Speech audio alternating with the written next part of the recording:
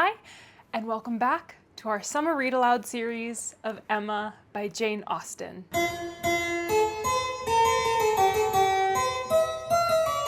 It is summer in New York City, which means you might be hearing random music and noises filter through the video. I mean, this is pretty good at keeping things mostly just my voice, but if you hear something, I apologize. It's summer in New York City. It can't be helped. Also, if you're wondering, what is this weird black thing at the edge of the video? That would be my straw for my tea. So tuck into your own beverage and join me as we dive into Emma. Chapter 5.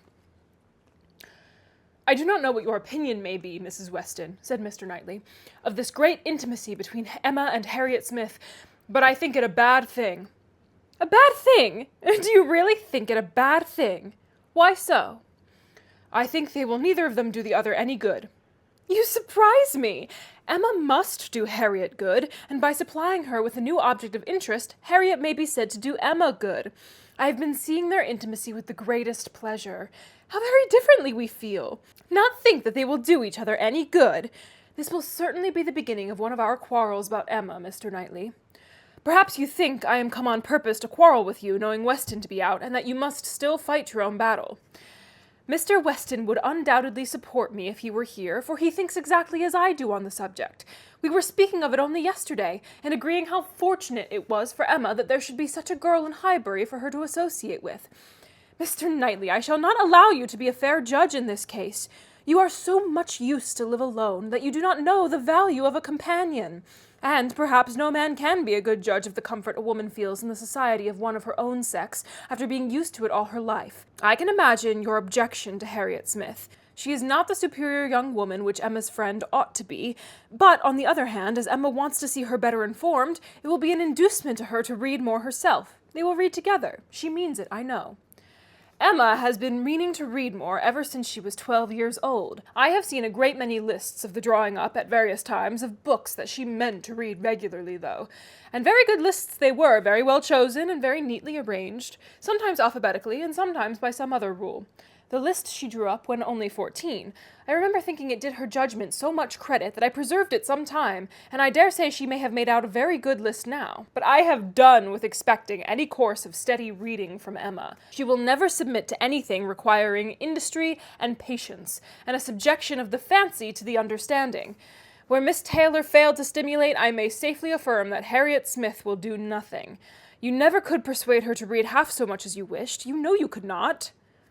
"I dare say," replied Mrs. Weston, smiling, "that I thought so then, but since we have parted, I can never remember Emma's omitting to do anything I wished." "There is hardly any desiring to refresh such a memory as that," said Mr. Knightley, feelingly, and for a moment or two he had done. "But I," he soon added, "who have had no such charm thrown over my senses, must still see, hear, and remember. Emma is spoiled by being the cleverest of her family. At 10 years old, she had the misfortune of being able to answer questions which puzzled her sister at 17. She was always quick and assured, Isabella slow and diffident. And ever since she was 12, Emma has been mistress of the house and of you all. In her mother, she lost the only person able to cope with her. She inherits her mother's talents, and must have been under subjection to her." "I should have been sorry, Mr. Knightley, to be dependent on your recommendation, had I quitted Mr. Woodhouse's family and wanted another situation. I do not think you have spoken a good word for me to anybody. I am sure you always thought me unfit for the office I held." "Yes," said he, smiling, "you are better placed here, very fit for a wife, but not at all for a governess. But you were preparing yourself to be an excellent wife all the time you were at Hartfield. You might not give Emma such a complete education as your powers would seem to promise, but you were receiving a very good education from her on the very material matrimonial point of submitting your own will, and doing as you were bid. And if Weston had asked me to recommend him a wife, I should certainly have named Miss Taylor." "Thank you. There will be very little merit in making a good wife to such a man as Mr. Weston." "Why, to own the truth, I am afraid you are rather thrown away, and that with every disposition to bear, there will be nothing to be borne. We will not despair, however.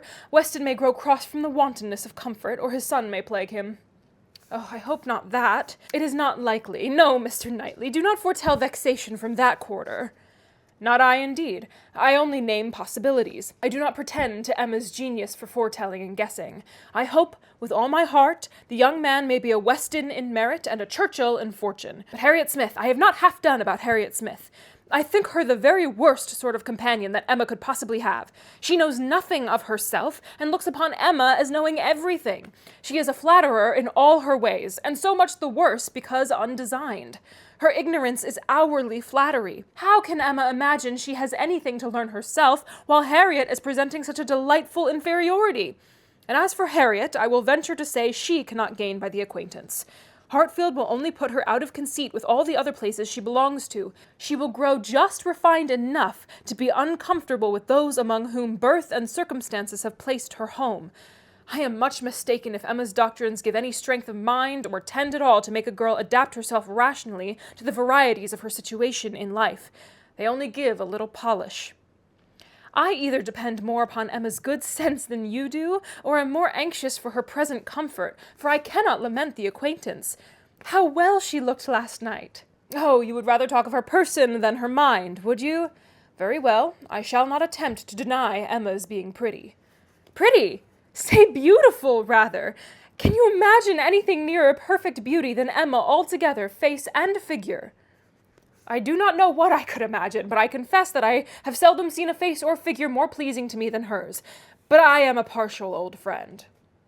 Such an eye, the true hazel eye, and so brilliant.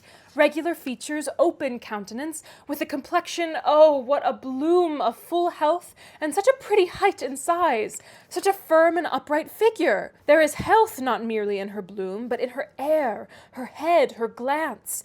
One hears sometimes of a child being the picture of health. Now Emma always gives me the idea of being the complete picture of grown-up health. She is loveliness itself. Mr. Knightley, is not she? I have not a fault to find with her person, he replied. I think her all you describe. I love to look at her, and I will add this praise, that I do not think her personally vain. Considering how very handsome she is, she appears to be little occupied with it. Her vanity lies another way. Mrs. Weston, I am not to be talked out of my dislike of her intimacy with Harriet Smith, or my dread of its doing them both harm. And I, Mr. Knightley, am equally stout in my confidence of its not doing them any harm. With all dear Emma's little faults, she is an excellent creature. Where shall we see a better daughter, or a kinder sister, or a truer friend? No, she has qualities which may be trusted. She will never lead anyone really wrong. She will make no lasting blunder. Where Emma errs once, she is in the right 100 times. Very well, I will not plague you any more. Emma shall be an angel, and I will keep my spleen to myself till Christmas brings John and Isabella. John loves Emma with a reasonable, and therefore not a blind, affection, and Isabella always thinks as he does, except when he is not quite frightened enough about the children. I am sure of having their opinions with me. I know that you all love her really too well to be unjust or unkind. But excuse me, Mr. Knightley, if I take the liberty, I consider myself, as having somewhat of the privilege of speech that Emma's mother might have had, the liberty of hinting that I do not think any possible good can arise from Harriet Smith's intimacy being made a matter of much discussion among you. Pray, excuse me, but supposing any little inconvenience may be apprehended from the intimacy, it cannot be expected that Emma, accountable to nobody but her father, who perfectly approves the acquaintance, should put an end to it, so long as it is a source of pleasure to herself. It has been so many years my province to give advice that you cannot be surprised, Mr. Knightley, at this little remains of office. Not at all, cried he. I am much obliged to you for it. It is very good advice, and it shall have a better faith than your advice has often found, for it shall be attended to. Mrs. John Knightley is easily alarmed, and might be made unhappy about her sister. Be satisfied, said he. I will not raise any outcry. I will keep my ill humor to myself. I have a very sincere interest in Emma. Isabella does not seem more my sister, has never excited a greater interest, perhaps hardly so great. There is an anxiety, a curiosity in what one feels for Emma. I wonder what will become of her. So do I, said Mrs. Weston gently, very much.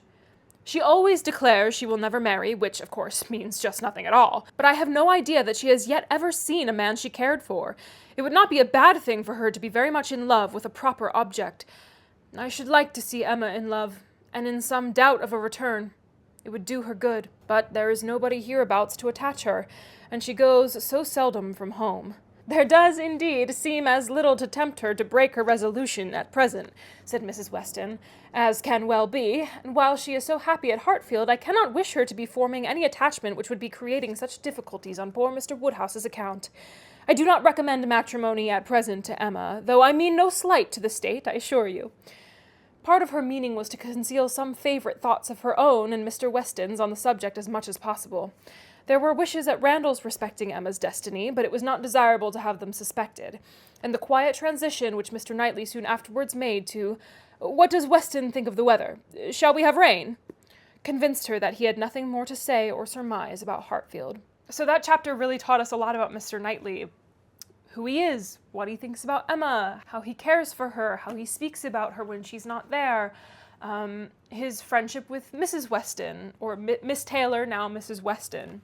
I haven't read this book in so long, so it's really fun to hear all this again, knowing what the story is. I think it's so interesting that Mr. Knightley really does seem to be the only person who admits Emma's faults, who speaks on them, with a great deal of love, I would say, but certainly with an awareness that other people in her life, they just seem to kind of gloss over.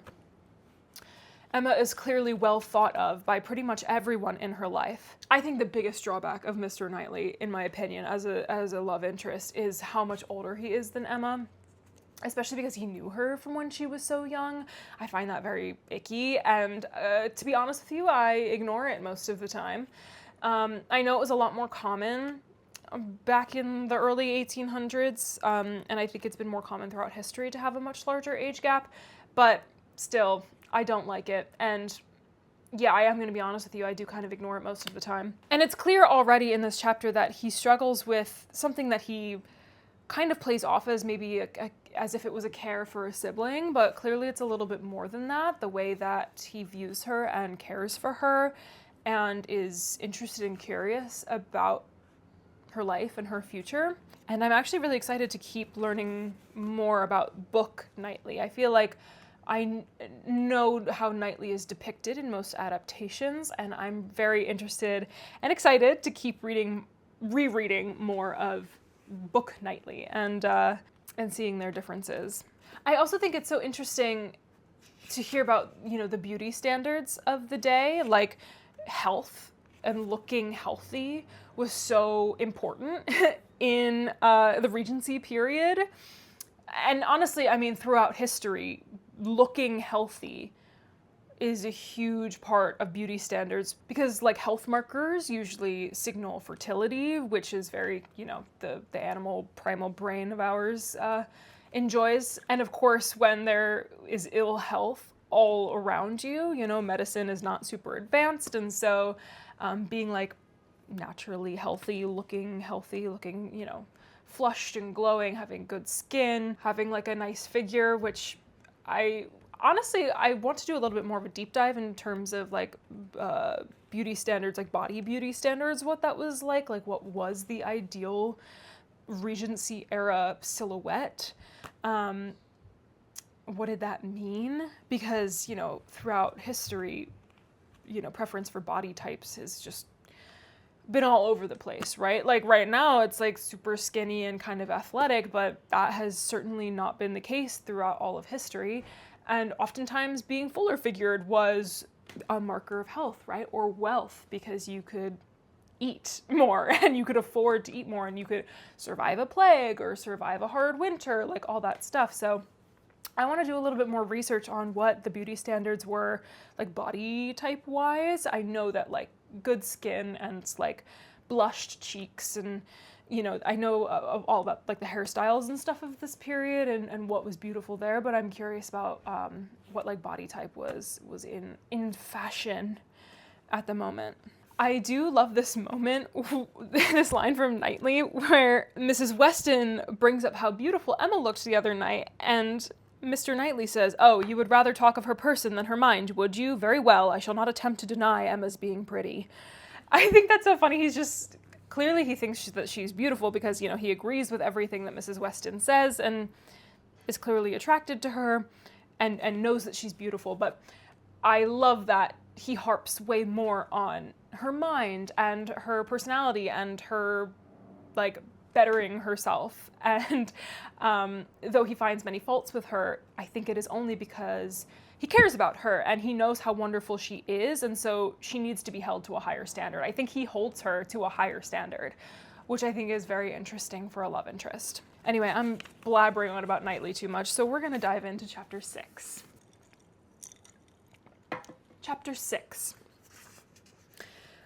Emma could not feel a doubt of having given Harriet's fancy a proper direction, and raised the gratitude of her young vanity to a very good purpose, for she found her decidedly more sensible than before of Mr. Elton's being a remarkably handsome man, with most agreeable manners, and as she had no hesitation in following up the assurance of his admiration by agreeable hints, she was soon pretty confident of creating as much liking on Harriet's side as there could be any occasion for. She was quite convinced of Mr. Elton's being in the fairest way of falling in love, if not in love already. She had no scruple with regard to him. He talked of Harriet, and praised her so warmly that she could not suppose anything wanting which a little time would not add. His perception of the striking improvement of Harriet's manner since her introduction at Hartfield was not one of the least agreeable proofs of his growing attachment. "You have given Miss Smith all that she required," said he. "You have made her graceful and easy.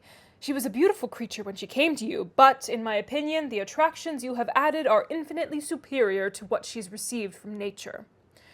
"I am glad you think that I have been useful to her, but Harriet only wanted drawing out, and receiving a few, very few, hints.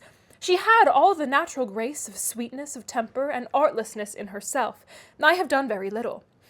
"If it were admissible to contradict a lady," said the gallant Mr. Elton, "I have, perhaps, given her a little more decision of character, have taught her to think on points which had not fallen in her way before." "Exactly so. That is what principally strikes me. So much superadded decision of character. Skilful has been the hand." "Great has been the pleasure, I am sure. I never met with a disposition more truly amiable." "I have no doubt of it." And it was spoken with a sort of sighing animation which had a vast deal of the lover. She was not less pleased another day with the manner in which he seconded a sudden wish of hers to have Harriet's picture. "Did you ever have your likeness taken, Harriet?" said she. "Did you ever sit for your picture?" Harriet was on the point of leaving the room, and only stopped to say, with a very interesting naivete, "Oh, dear, no, never." No sooner was she out of sight than Emma exclaimed, "What an exquisite possession a good picture of her would be! I would give any money for it. I almost long to attempt her likeness myself. You do not know it, I dare say, but 2 or 3 years ago I had a great passion for taking likenesses, and attempted several of my friends, and was thought to have a tolerable eye in general, but from one cause or another I gave it up in disgust. But really, I could almost venture, if Harriet would sit to me, it would be such a delight to have her picture." "Let me entreat you," cried Mr. Elton. "It would indeed be a delight. Let me entreat you, Miss Woodhouse, to exercise so charming a talent in favor of your friend. I know what your drawings are. How could you suppose me ignorant? And has not Mrs. Weston some inimitable figure pieces in her drawing-room at Randall's?" "Yes, good man," thought Emma. "But what has all that to do with taking likenesses? You know nothing of drawing. Don't pretend to be in raptures about mine. Keep your raptures for Harriet's face." "Well, if you give me such kind encouragement, Mr. Elton, I believe I shall try what I can do. Harriet's features are very delicate, which makes a likeness difficult. And yet there is a peculiarity in the shape of the eye and the lines about the mouth which one ought to catch." "Exactly so. The shape of the eye and the lines about the mouth. I have not a doubt of your success. Pray, attempt it. As you will do it, it will indeed, to use your own words, be an exquisite possession." "But I am afraid, Mr. Elton, Harriet will not like to sit. She thinks so little of her own beauty. Did not you observe her manner of answering me, how completely it meant, 'Why should my picture be drawn?'" "Oh, yes, I observed it. I assure you, it was not lost on me. But still, I cannot imagine she would not be persuaded." Harriet was soon back again, and the proposal almost immediately made, and she had no scruples which could stand many minutes against the earnest pressing of both the others. Emma wished to go to work directly, and therefore produced the portfolio containing her various attempts at portraits, for not one of them had ever been finished, that they might decide together on the best size for Harriet. Her many beginnings were displayed. Miniatures, half-lengths, whole-lengths, pencil, crayon, and watercolors had been all tried in turn. She had always wanted to do everything, and had made more progress both in drawing and music than many might have done with so little labor as would ever submit to. She played and sang and drew in almost every style, but steadiness had always been wanting, and in nothing had she approached the degree of excellence which she would have been glad to command, and ought not to have failed of. She was not much deceived as to her own skill, either as an artist or a musician, but she was not unwilling to have others deceived, or sorry to know her reputation for accomplishment often higher than it deserved. There was merit in every drawing, in the least finished perhaps the most. Her style was spirited, but had there been much less, or had there been 10 times more, the delight and admiration of her two companions would have been the same. They were both in ecstasies. A likeness pleases everybody, and Miss Woodhouse's performances must be capital. "No great variety of faces for you," said Emma. "I had only my own family to study from. There is my father, another of my father, but the idea of sitting for his picture made him so nervous that I could only take him by stealth, neither of them alike, therefore. Mrs. Weston again, and again, and again, you see. Dear Mrs. Weston, always my kindest friend on every occasion. She would sit whenever I asked her. There is my sister, and really quite her own little elegant figure, and the face not unlike. I should have made a good likeness of her, if she would have sat longer, but she was in such a hurry to have me draw her 4 children that she would not be quiet. Then here come all my attempts at 3 of those 4 children. Here they are, Henry and John and Bella, from one end of the sheet to the other, and any one of them might do for any one of the rest. She was so eager to have them drawn that I could not refuse, but there is no making children of 3 or 4 years old stand still, you know, nor can it be very easy to take any likeness of them beyond the air and complexion, unless they are coarser featured than any mamma's children ever were. Here is my sketch of the 4th, who was a baby. I took him as he was sleeping on the sofa, and it is as strong a likeness of his cockade as you would wish to see. He had nestled down his head most conveniently. That's very like. I am rather proud of little George. The corner of the sofa is very good. Then here is my last, unclosing a pretty sketch of a gentleman in small size, whole length. My last and my best, my brother, Mr. John Knightley. This did not want much of being finished when I put it away in a pet, and vowed I would never take another likeness. I could not help being provoked, for after all my pains, and when I had really made a very good likeness of it, Mrs. Weston and I were quite agreed in thinking it very like. Only too handsome, too flattering, but that was a fault on the right side. After all this, came poor dear Isabella's cold approbation of, yes, it was a little like, but to be sure, it did not do him justice. We had had a great deal of trouble in persuading him to sit at all. It was made a great favour of, and altogether it was more than I could bear, and so I never would finish it to have it apologized over as an unfavourable likeness to every morning visitor in Brunswick Square, and, as I said, I did then forswear ever drawing anybody again. But for Harriet's sake, or rather for my own, and as there are no husbands and wives in the case at present, I will break my resolution now. Okay, so that was kind of a little confusingly written.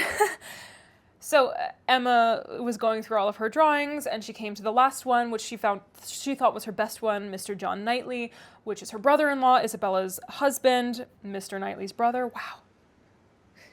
I hope you're not confused. I hope this all makes sense. And she thought it was her best, and Mrs. Weston agreed with her that it was maybe a little bit too flattering, but it was very good. But then Isabella saw it and said that it was not flattering enough, that it was a little like, but to be sure, did not do him justice. And Emma did not feel like finishing it and then it being hung in their home and apologized over, and being like, oh, and having Isabella constantly say, oh yes, this is a likeness, but it's not very good, whenever she had visitors. So Emma never finished it and stopped taking likenesses altogether. But she's breaking her rule now for Harriet. Mr. Elton seemed very properly struck and delighted by the idea, and was repeating, "No husbands and wives in the case at present, indeed, as you observe. Exactly so. No husbands and wives," with so interesting a consciousness that Emma began to consider whether she had not better leave them together at once. But as she wanted to be drawing, the declaration must wait a little longer. She had soon fixed on the size and sort of portrait. It was to be a whole length, in watercolours, like Mr. John Knightley's, and was destined, if she could please herself, to hold a very honourable station over the mantelpiece. The sitting began, and Harriet, smiling and blushing, and afraid of not keeping her attitude and countenance, presented a very sweet mixture of youthful expression to the steady eye of the artist. But there was no doing anything, with Mr. Elton fidgeting behind her and watching every touch. She gave him credit for stationing himself where he might gaze and gaze again without offence, but was really obliged to put an end to it and request him to place himself elsewhere. It then occurred to her to employ him in reading. If he would be so good as to read to them, it would be a kindness indeed. It would amuse away the difficulties of her part, and lessen the irksomeness of Miss Smith's. Mr. Elton was only too happy. Harriet listened, and Emma drew in peace. She must allow him to still be frequently coming to look, anything less would certainly have been too little in a lover, and he was ready at the smallest intermission of the pencil to jump up and see the progress, and be charmed. There was no being displeased with such an encourager, for his admiration made him discern a likeness almost before it was possible. She could not respect his eye, but his love and his complacence were unexceptionable. The sitting was altogether very satisfactory. She was quite enough pleased with the first day's sketch to wish to go on. There was no want of likeness. She had been fortunate in the attitude, and as she meant to throw in a little improvement to the figure, to give a little more height and considerably more elegance, she had great confidence of its being in every way a pretty drawing at last, and of its filling its destined place with credit to them both, a standing memorial of the beauty of the one, the skill of the other, and the friendship of both, with as many other agreeable associations as Mr. Elton's very promising attachment was likely to add. Harriet was to sit again the next day, and Mr. Elton, just as he ought, entreated for the permission of attending and reading to them again. "By all means, we shall be most happy to consider you one of the party." The same civilities and courtesies, the same success and satisfaction took place on the morrow, and accompanied the whole progress of the picture, which was rapid and happy. Everybody who saw it was pleased, but Mr. Elton was in continual raptures and defended it through every criticism. "Miss Woodhouse has given her friend the only beauty she wanted," observed Mrs. Weston to him, not in the least suspecting that she was addressing a lover. "The expression of the eye is most correct, but Miss Smith has not those eyebrows and eyelashes. It is the fault of her face that she has them not." "Do you think so?" replied he. "I cannot agree with you. It appears to me a most perfect resemblance in every feature. I never saw such a likeness in my life. We must allow for the effect of shade, you know." "You have made her too tall, Emma," said Mr. Knightley. Emma knew that she had, but would not own it, and Mr. Elton warmly added, "Oh, no, certainly not too tall, not in the least too tall. Consider, she is sitting down, which naturally presents a different, which in short gives exactly the idea, and the proportions must be preserved, you know, proportions, foreshortening, oh no, it gives one exactly the idea of such a height as Miss Smith's, exactly so indeed." "It is very pretty," said Mr. Woodhouse. "So prettily done, just as your drawings always are, my dear. I do not know anybody who draws so well as you do. The only thing I do not thoroughly like is that she seems to be sitting out of doors, with only a little shawl over her shoulders, and it makes one think she must catch cold." "But, my dear papa, it is supposed to be summer. A warm day in summer. Look at the tree." "But it is never safe to sit out of doors, my dear." "You, sir, may say anything," cried Mr. Elton, "but I must confess that I regard it as a most happy thought, the placing of Miss Smith out of doors, and the tree is touched with such inimitable spirit. Any other situation would have been much less in character. The naivete of Miss Smith's manners, and altogether, oh, it is the most admirable. I cannot keep my eyes from it. I never saw such a likeness." The next thing wanted was to get the picture framed, and here were a few difficulties. It must be done directly. It must be done in London. The order must go through the hands of some intelligent person whose taste could be depended on, and Isabella, the usual doer of all commissions, must not be applied to because it was December, and Mr. Woodhouse could not bear the idea of her stirring out of her house in the fogs of December. But no sooner was the distress known to Mr. Elton than it was removed. His gallantry was always on the alert. Might he be trusted with the commission? What infinite pleasure should he have in executing it? He could ride to London at any time. It was impossible to say how much he should be gratified by being employed on such an errand. Oh, he was too good. She could not endure the thought. She would not give him such a troublesome office for the world, brought on the desired repetition of entreaties and assurances, and a very few minutes settled the business. Mr. Elton was to take the drawing to London, choose the frame, and give the directions, and Emma thought she could so pack it as to ensure its safety without much incommoding him, while he seemed most fearful of not being incommoded enough. "What a precious deposit!" said he, with a tender sigh, as he received it. "This man is almost too gallant to be in love," thought Emma. "I should say so, but that I suppose there may be 100 different ways of being in love. He is an excellent young man, and will suit Harriet exactly. It will be an exactly so, as he says himself, but he does sigh and languish, and study for compliments rather more than I could endure as a principal. I come in for a pretty good share as a second, but it is his gratitude on Harriet's account." Chapter 7. The very day of Mr. Elton's going to London produced a fresh occasion for Emma's services towards her friend. Harriet had been at Hartfield, as usual, soon after breakfast. and, after a time, had gone home, to return again to dinner. She returned, and sooner than had been talked of, and with an agitated, hurried look, announcing something extraordinary to have happened, which she was longing to tell. Half a minute brought it all out. She had heard, as soon as she got back to Mrs. Goddard's, that Mr. Martin had been there an hour before, and finding she was not at home, nor particularly expected, had left a little parcel for her from one of his sisters, and had gone away. And on opening this parcel, she had actually found, besides the 2 songs which she had lent Elizabeth to copy, a letter to herself. And this letter was from him, from Mr. Martin, and contained a direct proposal of marriage. Who could have thought it? She was so surprised she did not know what to do. Yes, quite a proposal of marriage, and a very good letter, at least she thought so, and he wrote as if he really loved her very much. But she did not know, and so she was come as fast as she could to ask Miss Woodhouse what she should do. Emma was half ashamed of her friend for seeming so pleased and so doubtful. "Upon my word," she cried, "the young man is determined not to lose anything for want of asking. He will connect himself well if he can." "Will you read the letter?" cried Harriet. "Pray do. I'd rather you would."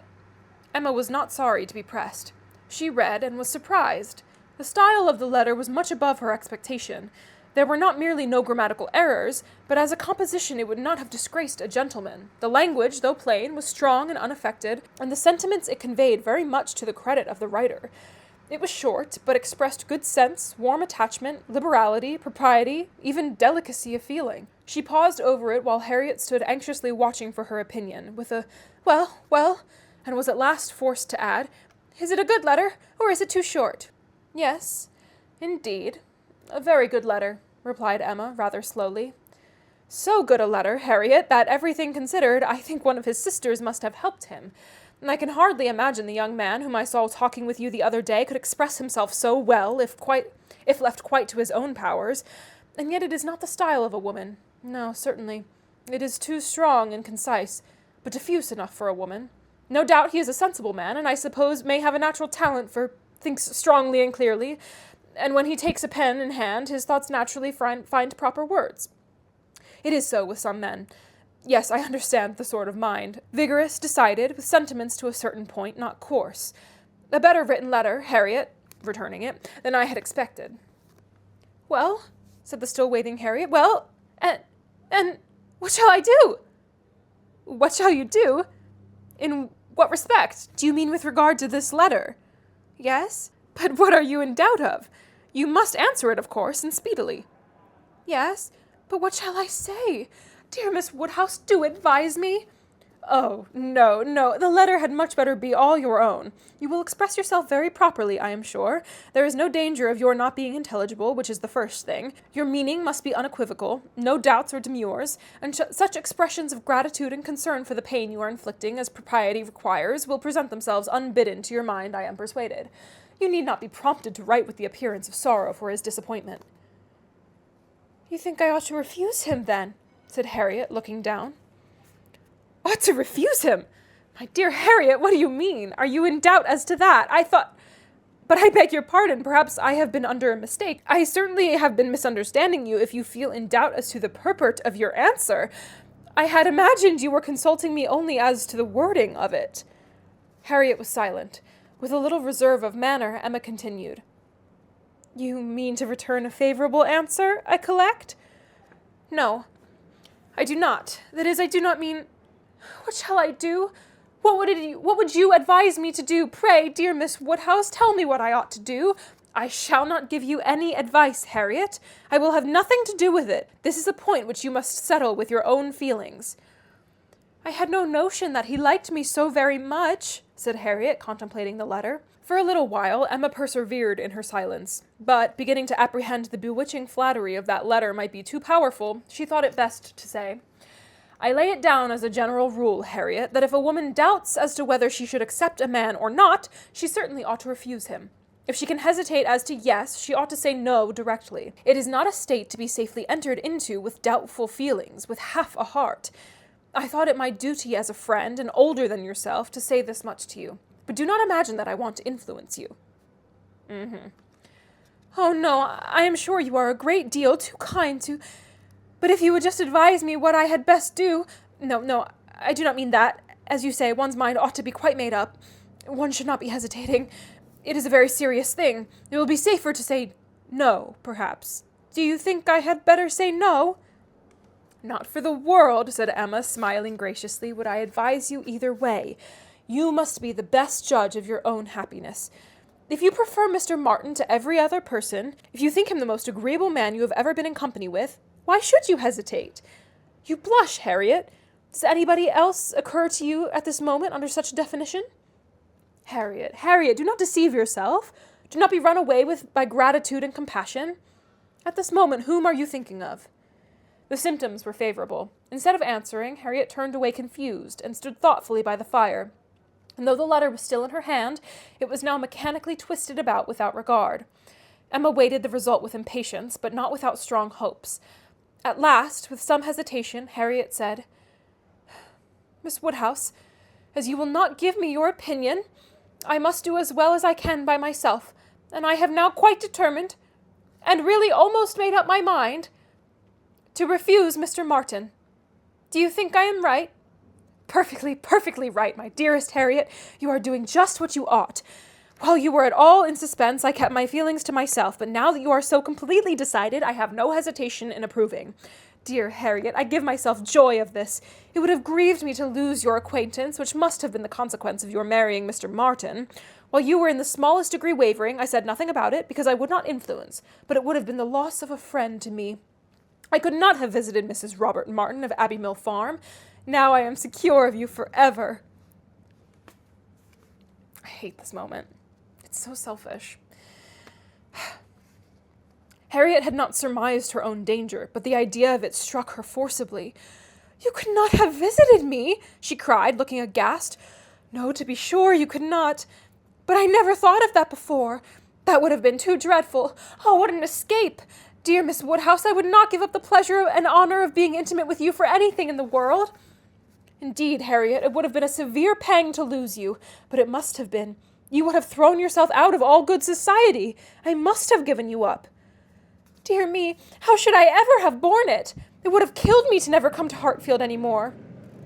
Oh, dear affectionate creature. You banished to Abbey Mill Farm? You confined to the society of the illiterate and vulgar all your life?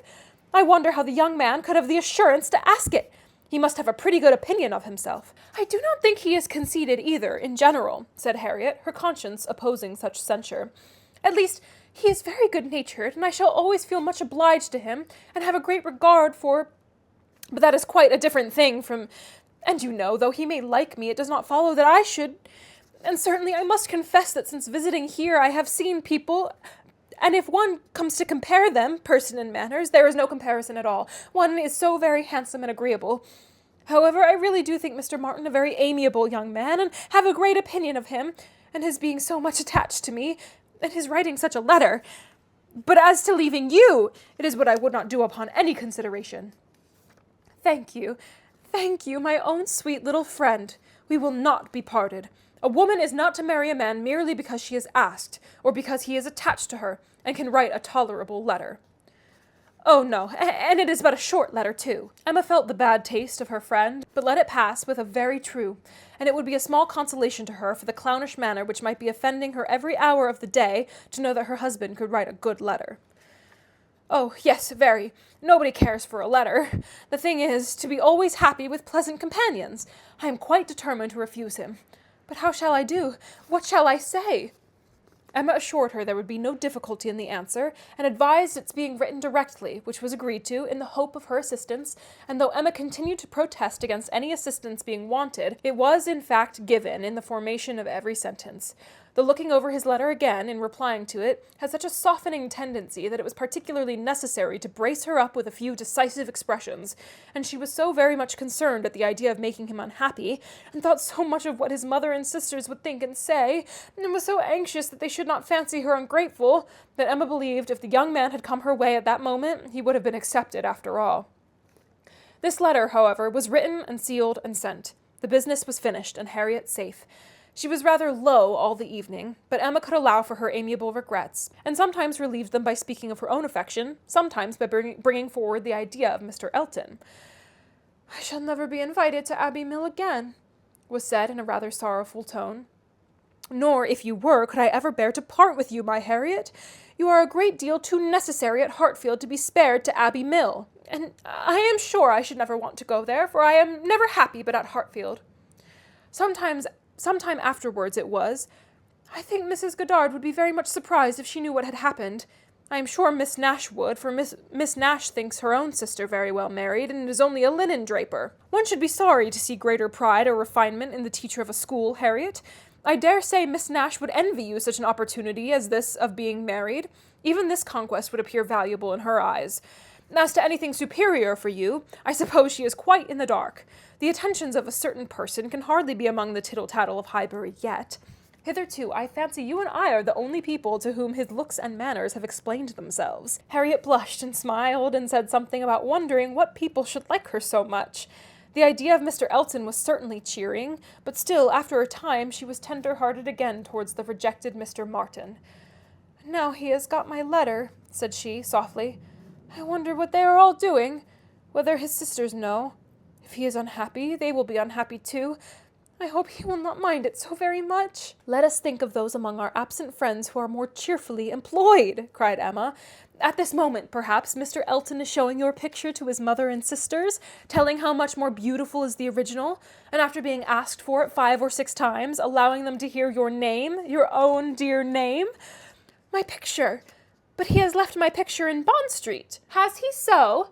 Then I know nothing of Mr. Elton. No, my dear little modest Harriet, depend upon it, the picture will not be in Bond Street till just before he mounts his horse tomorrow.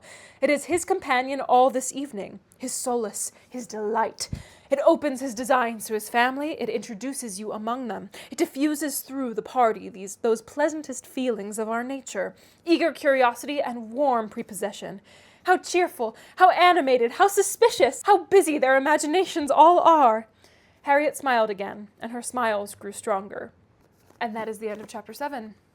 We are deep in the Mr. Elton plot. So the first chapter today, we had Mr. Knightley saying that he doesn't think that it's a good idea that Harriet and Emma are friends and they won't do each other any good. And Mrs. Weston saying, no, Mr. Knightley, you are wrong. They do credit to each other and they will make each other better, essentially. And then in the second chapter today, we had Emma's little plot to bring Harriet and Mr. Elton closer in taking a portrait of Harriet and Mr. Elton being like, oh, let me get it framed. It's beautiful, it's wonderful. And then in the third chapter, we had Harriet proposed to by Mr. Martin via a letter, a very well-written letter, and Emma influencing her to say no. I think it's very clear that Harriet wanted to say yes, or at least was very much on the fence. Harriet very much strikes me as very naive, not insecure. I don't think she's, I don't want to be mean and say that she's not smart enough to be insecure, but just that I think she doesn't know who she is, and she is kind of like a little lamb, just waiting to latch on to somebody with a stronger personality than her, and currently Emma is that person, and she wants Emma's approval, and she wants Emma's companionship, and she wants to be more like Emma and wants to please her. I think Harriet also doesn't know her own mind in the way that Emma does. She is not as strong of will or moral center or personality as Emma is. And honestly, I think that this dynamic, Emma and Harriet, is a relatively common dynamic among young women, that there are certain people who just know exactly who they are and are very secure in their decision-making ability. They know what they want to do when they are presented with options or problems. And then there are people who really don't know what they want, and they don't know who they are, and they don't know how they should respond in certain scenarios, and they latch on to the people who do know and look for guidance from them, and that's what's happening here. I do think that Harriet wanted to marry Mr. Martin and wanted to say yes. I just think she didn't have the strength of character to know that decidedly for herself enough to action upon it when the opportunity came to her. And even though Emma says that she did not influence Harriet to say no, she very much did. And I do think that the greatest fault of Emma is the way that she views people who she thinks are socially below her. I know that was a very common thing, and I think is probably still a common thing in British society. It's a bit of a hierarchy depending on education, class, money, all that stuff. But I definitely think it is, in my opinion, I think it is Emma's greatest fault. And I don't like the way that she speaks about people who are poorer than her, essentially, even if that was a reality of the social classes. And I mean, I suppose I have a certain sympathy in that she, as a woman, is bound to those social classes and she kind of just accepts it as the norm. And I think that her view of class is, we still see it today. I think that people who are born more well off see it just kind of as that's just how the cookie crumbles, and just kind of accept the hierarchy and the societal norm of class, as opposed to people who are maybe in the lower middle classes who see the injustice of it and who want to change it in some way, or certainly are willing to fight it and see beyond it in a way that I think people in the higher classes are not, even today, and certainly especially in this novel. So join me next week as we keep working our way through Emma.